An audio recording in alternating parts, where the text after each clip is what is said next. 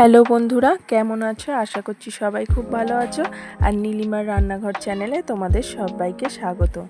তো আজকে আমি বানিয়েছি অনুষ্ঠান বাড়ির স্টাইলে পটল চিংড়ি। তো তোমরাও এই রেসিপিটা বানাতে পারো যদি ভিডিওটা স্কিপ না করে প্রথম থেকে লাস্ট পর্যন্ত দেখো। ভালো লাগলে একটা লাইক করো আর চ্যানেলটিকে সাবস্ক্রাইব করো। পটল চিংড়ি বানানোর জন্য আমি এখানে পটলগুলোকে এইভাবে কেটে নিয়েছি। একটা পটলকে আমি দুটো পিস করে নিয়েছি আর পটলের গায়ের মধ্যে কিছুটা পরিমাণ খোলা রেখে দিয়েছি।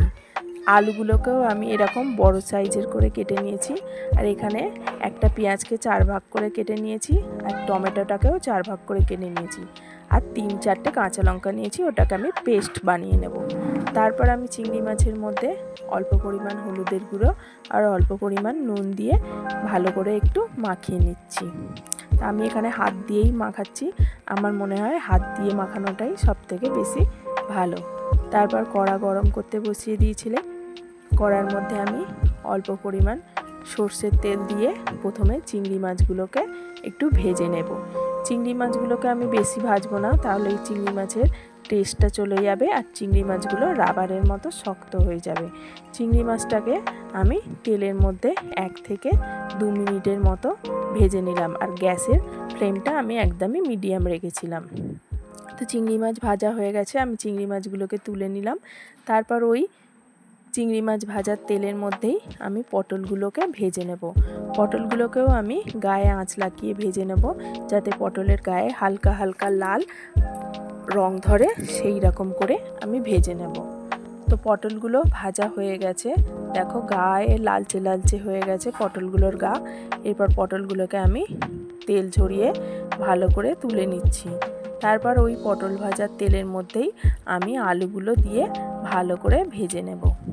তো আলুগুলো আমি এখানে প্রেসার কুকারের মধ্যে একটু সিদ্ধ করে নিয়েছিলাম, যাতে গ্রেভিটাও মাখা মাখা হয় আর সময়টাও কম লাগে।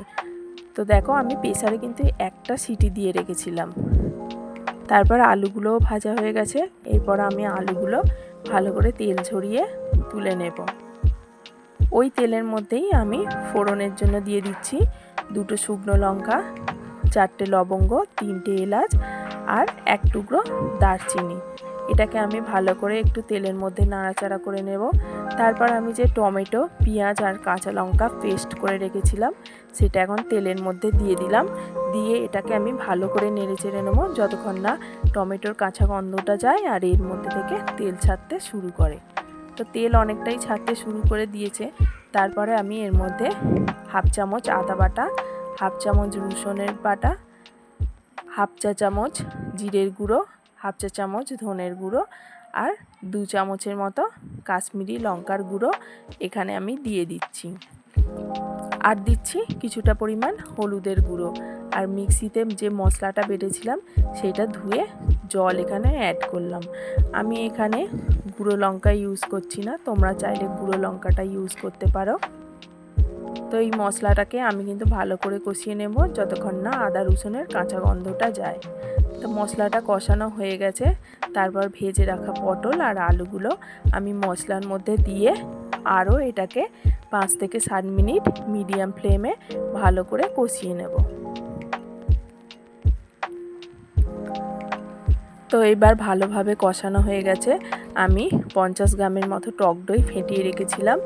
এরপর আমি টক দইটা দিয়ে দিচ্ছি আর দিয়ে দিচ্ছি স্বাদ মতো নুন। আর এখানে 2 চামচের মতো আমি চিনি দিয়ে দিলাম। এরপর আমি দিচ্ছি কাসৌরি মেথি, যেটা দিলে একদম অনুষ্ঠান বাড়ির স্টাইলে টেস্টটা চলে আসবে। যে কোনো রান্নায় যদি কাসৌরি মেথিটা ইউজ করা যায় তাহলে কিন্তু স্বাদটা পুরো অনুষ্ঠান বাড়ির মতোই চলে আসে। কাসৌরি মেথি, দই ওই সবগুলো দেওয়ার পর আমি কিছুটা নাড়াচাড়া করে নিয়েছি। তারপর এর মধ্যে আমি পরিমাণ মতো জল দিয়ে দিচ্ছি। আলুটা যেহেতু আমি প্রেসার কুকারের মধ্যে সিদ্ধ করে রেখেছিলাম, তো সেটা 60% মতো সিদ্ধ হয়ে গেছিলো, বাকি 40% আমি এই জলটার মধ্যে দিয়েই সিদ্ধ করে নেব। তারপর ভেজে রাখা চিংড়ি মাছগুলো আমি এর মধ্যে দিয়ে ভালো করে নাড়াচাড়া করে নেব। তারপর এটাকে আমি চাপা দিয়ে মিডিয়াম ফ্লেমে 5 মিনিটের মতো রান্না করে নেব। তো 5 মিনিট পরে আমি ঢাকাটা খুলে দেখছি জলটা অনেকটা কমে গেছে। এটাকে আমি আরও একটু কমিয়ে নেব যাতে গ্রেভি হয়। তো এটাকে আমি আরেকটু কিছুটা পরিমাণ ফুটিয়ে নিলাম। তারপর এটা অনেকটাই গ্রেভি আকার চলে এসছে। এরপর আমি এর মধ্যে একটু গরম মশলার গুঁড়ো দিয়ে নাড়িয়ে চাড়িয়ে নিয়েছি। তারপর আমি এটাকে একটা বোলের মধ্যে তুলে নিয়েছি। দেখো রেডি হয়ে গেছে অনুষ্ঠান বাড়ির স্টাইলে পটল চিংড়ি।